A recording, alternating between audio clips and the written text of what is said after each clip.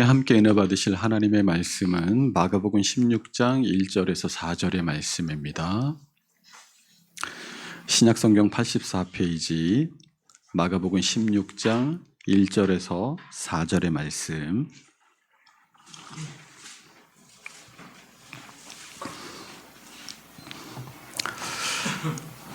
우리 한 목소리로 같이 읽도록 하겠습니다.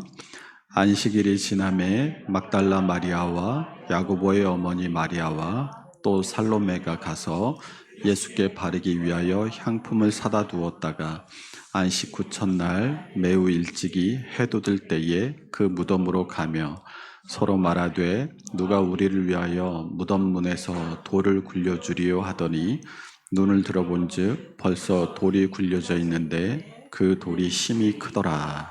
아멘. 우리 전후 좌우를 보면서 한번 인사하겠습니다. 사랑하고 축복합니다. 사랑하고 축복합니다. 반갑습니다. 할렐루야. 오늘 본문에는 이 세 여인이 등장하죠. 막달라 마리아, 야고보의 어머니 마리아, 그리고 살로메라는 여인이 등장하고 있습니다. 이 막달라 마리아는 예수님께서 7 귀신을 쫓아내주신 여인입니다. 우리 누가복음 8장 2절 읽어볼까요? 또한 악귀를 쫓아내심과 병고침을 받은 어떤 여자들 곧 7 귀신이 나간 자 막달라인이라 하는 마리아와 7 귀신을 쫓아내주신 여인이 이 막달라 마리아입니다. 두 번째로 나오는 야고보의 어머니 마리아는 예수님의 제자들 중에 야고보라는 이름을 가진 제자가 2사람이 있었어요. 그래서 이 2사람을 헷갈리지 않고 구별하기 위해서 큰 야고보 그리고 작은 야고보라고 불렀는데, 또 다르게는 큰 야고보를 그 아버지의 이름을 붙여서 세베대의 아들 야고보, 그리고 작은 야고보를 알페오의 아들 야고보 이렇게 불렀습니다.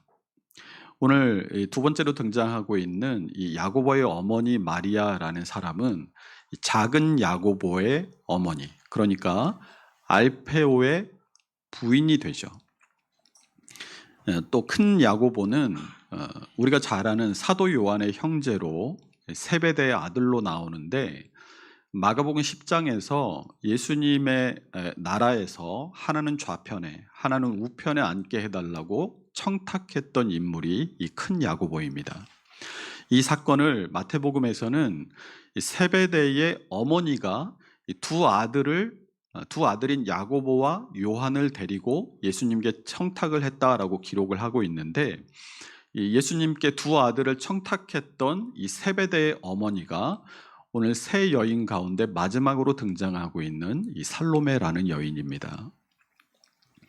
마가복음 15장 40절에서 41절을 보면 이 여인들은 예수님께서 이 갈릴리에서 사역하실 때부터 주님을 따르던 사람들이었음을 알 수 있습니다. 우리 같이 읽어볼까요? 멀리서 바라보는 여자들도 있었는데 그 중에 막달라 마리아와 또 작은 야고보와 요새의 어머니 마리아와 또 살로메가 있었으니 이들은 예수께서 갈릴리에 계실 때에 따르며 섬기던 자들이요 또 이외에 예수와 함께 예루살렘에 올라온 여자들도 많이 있었더라. 아멘.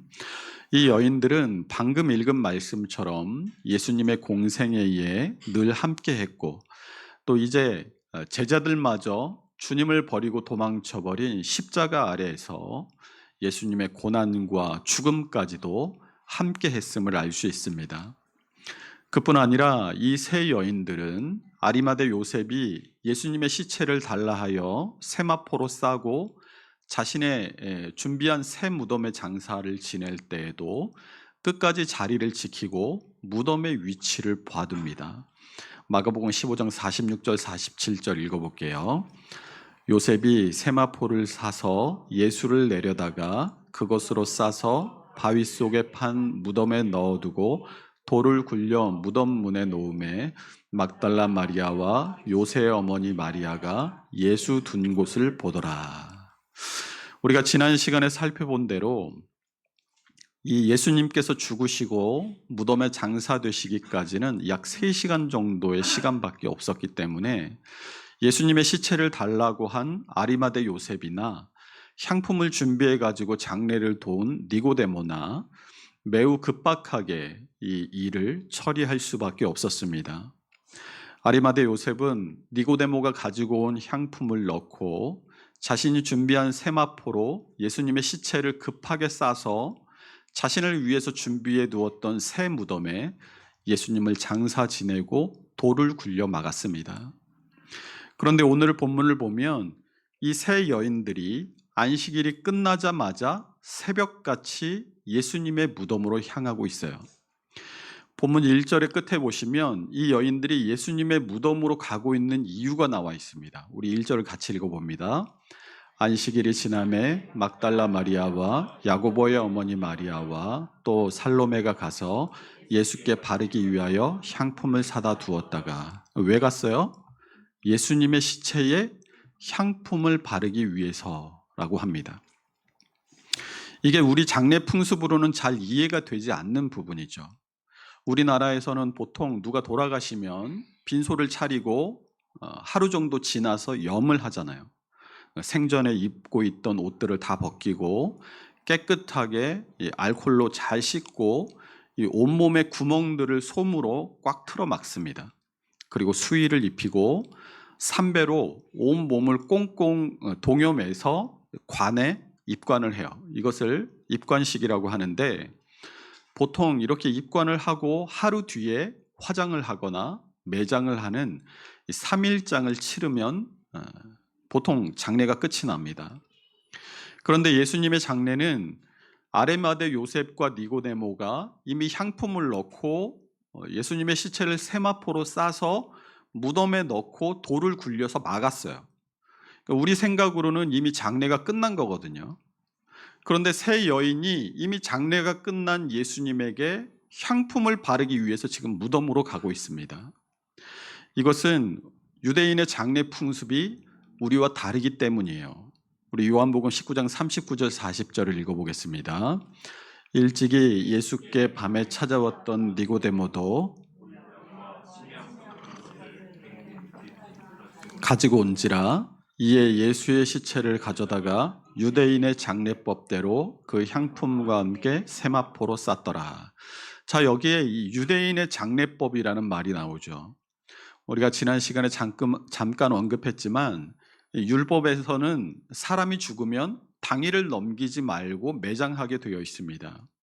아침에 죽어도, 그리고 날이 바뀌는 이 해질녘에 죽어도 무조건 그날 해가 떨어지기 전에 매장해야 돼요. 우리나라처럼 3일장, 5일장 이런 게 없습니다. 예외적으로 만약 안식일에 죽으면 안식일에는 아무 일도 할 수 없기 때문에 그 다음날 매장할 수 있었어요. 이것은 빈부나 귀천이 없어요. 다만 왕들의 경우에는 특별하게 향품이 사용되었습니다.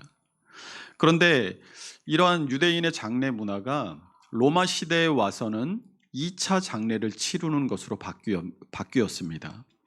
이것을 오실레기움이라고 하는데, 사람이 죽은 당일에 시신을 동굴에 안치하거나 매장하는 것은 같았지만 1년 뒤에, 사람이 죽고 난 1년 뒤에 시체가 다 썩고 뼈가 남으면 그 뼈들을 다 추려서 빻아서 유골함에 넣는 것이 2차 장례, 이 오실레기움입니다.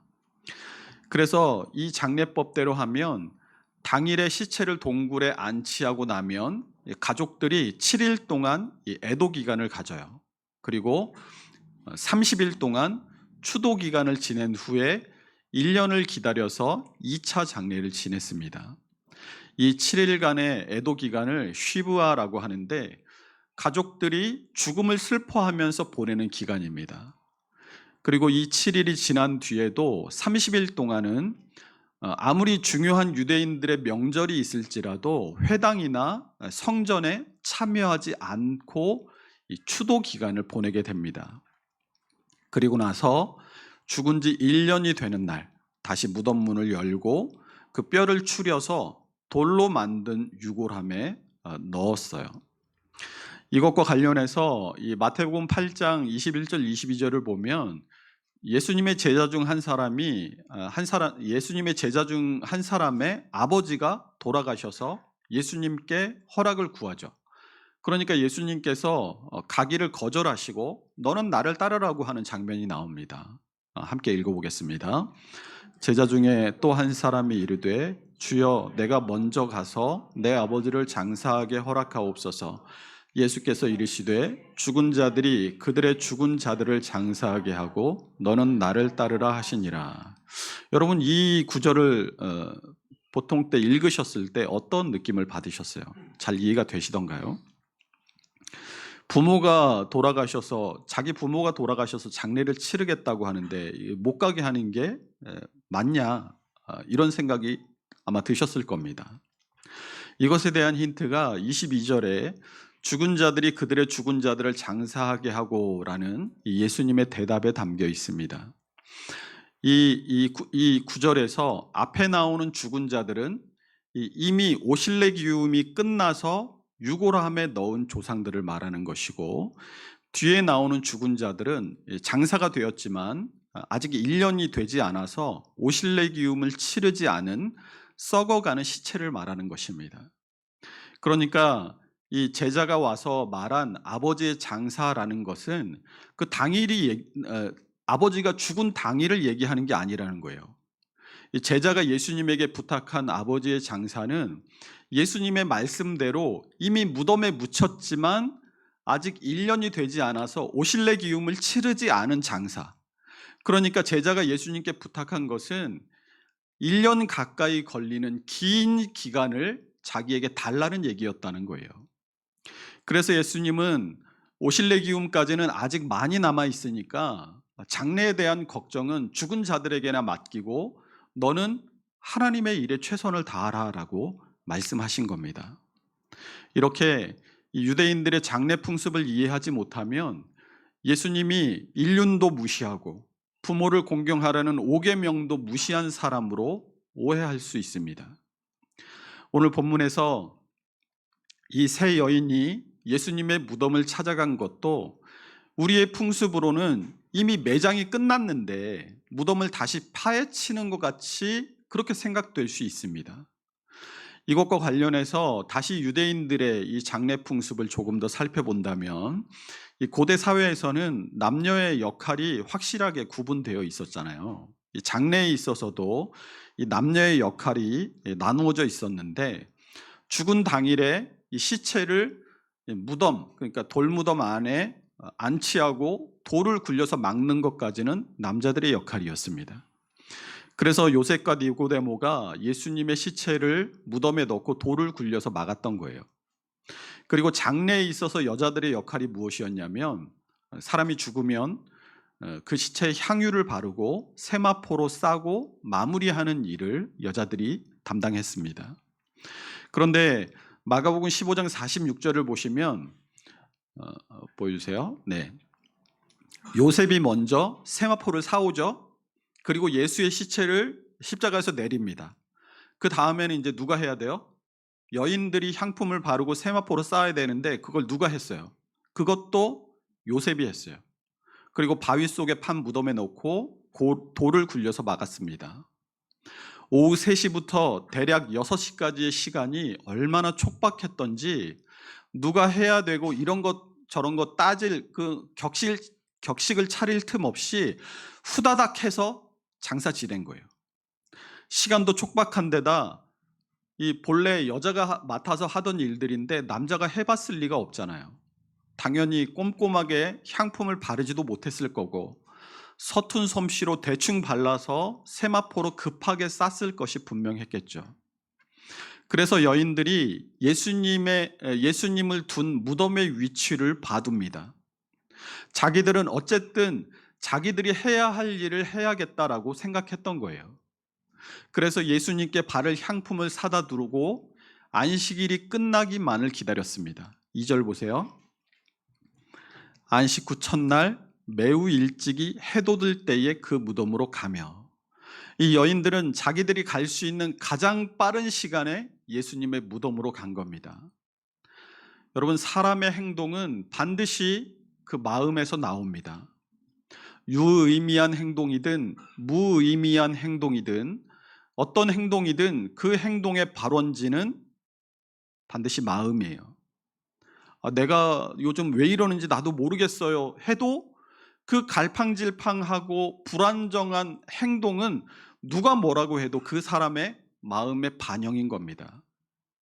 오늘 여인들이 예수님의 무덤을 다시 찾은 목적과 그들의 손에 지금 들린 것이 뭐예요? 이 여인들은 예수님의 시체에 향품을 꼼꼼하게 발라서 예수님의 장례를 제대로 치르기 위해서 찾아옵니다. 그리고 그들의 손에는 당연히 그 시체에 바를 향품이 들려 있어요. 그들이 예수님의 부활을 믿었습니까? 아니죠. 지금 그들의 행동이 그들의 마음의 상태를 그대로 반영하고 있는 거예요. 그들이 살아생전에 예수님께서 자기가 고난 받으시고 다시 부활하실 것이라는 말씀을 믿었다고 한다면 지금 그들의 손에는 향품이 아니라 다시 사신 주님을 환영하는 꽃다발이 들려 있었어야 할 겁니다. 그러나 여인들은 예수님을 존경하고 사랑했음에는 틀림이 없지만 예수님의 부활을 믿지는 않았던 거예요. 자, 오늘 이 여인들의 모습이 오늘 이 세상을 살아가는 우리들의 모습과 같아 보이지는 않으십니까? 주님을 존경해요. 주님을 사랑합니다. 주님을 나의 구주로도 인정해요. 그런데 주님의 말씀을 잘 몰라요. 말씀을 많이 읽고 또 듣기는 했는데 몇 년, 아니 수십 년 동안 말씀을 들었는데 그 말씀들의 진정한 의미와 말씀을 들은 우리는 그럼 어떻게 살아야 되는지 그것에 대해서 잘 모른다는 거예요. 뭘 보면 알 수 있습니까? 우리에게 염려와 근심이 있는 것으로 알 수 있어요. 오늘 여인들을 보십시오. 주님을 사랑하고 존경했지만 다시 부활하리라는 주님의 말씀은 이해하지 못했어요. 그래서 자기들 나름대로 주님에 대한 존경과 사랑을 표현하고자 하지만 그것은 주님의 뜻이 아니었어요. 예수님의 죽으심과 장사되심에 대한 주님의 뜻은 무엇이었겠어요? 마가복음 16장 7절에 보세요. 이 마가복음 16장 7절에 천사의 말처럼 갈릴리에서 부활하신 주님을 만나는 것이 예수님의 죽으심과 장사되심에 대한 주님의 뜻이었습니다. 이 여인들이 주님의 뜻을 제대로 알았더라면 지금 향품을 손에 들고 주님의 무덤으로 올 것이 아니라 빨리 갈릴리로 가서 꽃다발을 두고 주님을 맞을 준비를 했어야죠. 주님의 뜻을 모르니까 이렇게 엉뚱한 짓을 하고 있는 거예요. 내가 이렇게 하면 주님 좋아하시겠지? 내가 이렇게 하는 게 주님을 위한 일이겠지? 우리가 주님을 존경하고 사랑하는 것을 나름의 생각으로 드러내 보려고 하지만 내가 존경하고 사랑한다고 행한 표현이 주님이 원하시는 것과 다를 수 있다는 것을 잊지 말아야 돼요. 주님은 마가복음 3장 35절을 통해서 마가복음 3장 35절 누구든지 하나님의 뜻대로 행하는 자가 내 형제요 자매요 어머니니라라고 말씀하십니다. 이것을 누가복음 8장 21절에서는 하나님의 말씀을 듣고 행하는 이 사람들 이렇게 표현해요. 그런데 주님의 말씀을 믿지 못하니까 그 마음이 어떻게 표현됩니까? 세상 염려로 나타나는 거예요. 누가 돌을 굴려줄까 하는 이 현실적인 문제들에 대한 염려로 주님의 말씀을 믿지 못하는 것에 대한 반응이 드러나게 된다는 거죠. 이 헬라어에서 염려를 메림나오라고 하는데 나누다라는 동사와 마음이라는 명사가 합쳐진 말이 이 메림나오, 염려라는 말입니다. 그래서 이 원어의 뜻을 통해서 염려라는 말을 해석해 보면 말 그대로 마음이 나뉘어진 것, 이것을 염려라고 해요. 하나님을 믿는 믿음이 나누어질 때 그것이 염려가 된다는 거예요. 내 마음이 하나님을 믿는 마음과 하나님을 믿지 못하는 마음으로 나뉘어질 때 나에게 염려가 있게 된다는 겁니다. 여러분, 하나님의 뜻을 안다면, 내가 하나님의 뜻을 안다면 내가 염려하겠습니까? 생각해 보세요. 나를 향한 하나님의 계획과 그 선하신 인도하심을 내가 확실하게 안다면, 확실하게 믿는다면 나 지금 어떻게 해야 되지 하고 고민하고 염려하겠어요? 반대로 말해 본다면 나에게 지금 염려와 근심이 있어요. 내 마음을 무겁게 짓누르고 있는 것들이 있어요. 그러면 나는 지금 하나님을 믿는다는 말이에요? 믿지 않는다는 말이에요? 하나님을 온전히 믿지 못한다는 말인 거죠. 하나님을 믿는 사람인데 하나님을 믿지 않는다는 말인 거예요. 이번에 진급신사 있는데 불안하고 초조해요. 어떻게 해야 되지? 고민하고 염려합니다. 우리 아이가 학교를 갔는데 혹시 학교에서 왕따 당하면 어떡하지? 노심초사해요. 이번 달 카드값 빵꾸 나면 어떡하지? 내가 계획하고 있는 일들이 내 계획대로 안 되면 어떡하지? 맨날 염려와 근심에 매여서 살아갑니다. 이런 우리를 향해서 예수님께서 마태복음 6장 27절에서 너희 중에 누가 염려함으로 그 키를 한 자라도 더할 수 있겠느냐라고 말씀하세요. 그리고 계속해서 뭐라고 말씀하십니까? 이 마태복음 6장 27절에서 쭉 내려가면 33절에서 이런 말씀을 하세요. 그런즉 너희는 먼저 그의 나라와 그의 의를 구하라. 그리하면 이 모든 것을 너희에게 더하시리라. 기도에 대한 말씀으로 염려에 대한 해답을 우리에게 주십니다. 복음 성가 중에도 이런 찬송이 있잖아요. 우리 같이 한번 불러볼까요? 기도할 수 있는데 왜 걱정하십니까? 기도하면서 왜 염려하십니까? 마음을 정결하게 없나요? 네, 제가 부를게요. 마음을 정결하게 뜻을 다하여 기도할 수 있는데 왜 걱정하십니까? 기도하면서 왜 염려하십니까? 아까 염려가 뭐라고 그랬어요? 메림나오, 마음이 나눠지는 것이라고 했잖아요. 염려가 우리를 하나님으로부터 분리시켜요. 우리를 믿음으로부터 떨어지게 만듭니다. 그래서 사도 바울이 빌립보서 4장 6절의 말씀을 통해서 아무것도 염려하지 말고 다만 모든 일에 기도와 간구로 너희 구할 것을 감사함으로 하나님께 아뢰라고 말씀합니다. 염려가 우리를 하나님으로부터 분리시키는 것이라고 한다면 기도는 우리를 하나님과 하나 되게 하는 접착제라는 거예요. 여러분 삶에 불안과 염려와 근심과 걱정이 있으세요? 여러분 기도하십시오. 아이가 엄마가 곁에 없으면 막 울잖아요. 그런데 엄마가 눈에 보이면 어떻게 돼요? 막 신나게 놀아요.